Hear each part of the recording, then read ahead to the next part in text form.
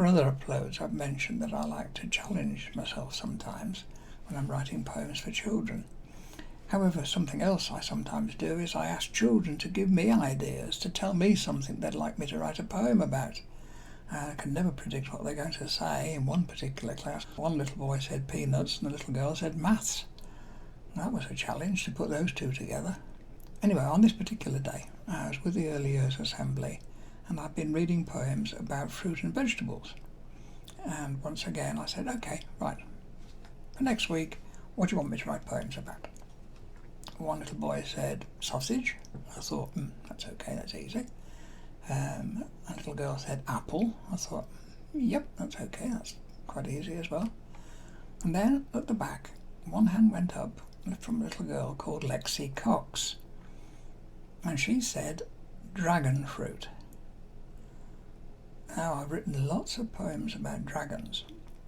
One of the playlists is all the dragon poems. But Dragonfruit, I would never ever in a million years have thought about writing a poem featuring a dragonfruit. So anyway, this is what I read the following week. It's a narrative poem, it tells a story. You must promise not to tell anyone but the secret that very few know about something really unusual, so listen carefully and off we'll go. I think it was on a Saturday something happened to Lexie Cox. She went walking in a forest and found a cave behind some rocks. At first she felt rather nervous because from inside the cave she heard a sound like someone crying. Was it an animal or an injured bird? She crept a little bit closer. In the shadows she stood quite still.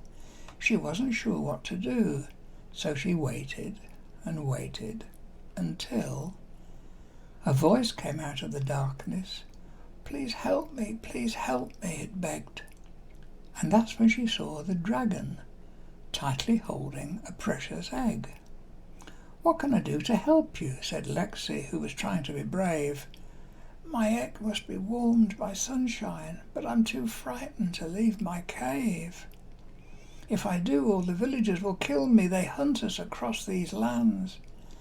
So Lexie stretched out her arms and held the egg in both her small hands. She looked at it as she held it. It's a dragon fruit, she said in surprise. No, it's not, said the dragon very quietly. It's a dragon's head in disguise. We hide our eggs amongst dragon fruit, so nobody knows that they're there. They hatch when the sun comes out, then our babies take to the air.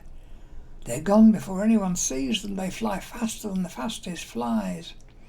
Then they quickly find somewhere safe to live and grow until they're my size. So, do you know what Lexie did?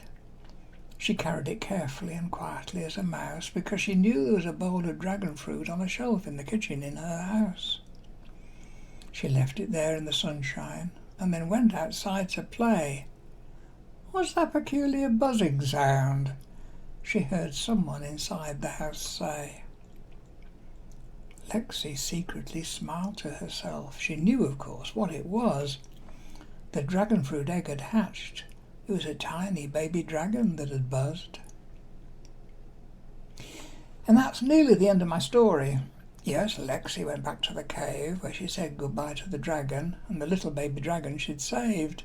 So, next time you see a dragon fruit, remember young Lexie Cox and the amazing discovery she made in that cave behind some rocks. So that was Lexie's dragon fruit.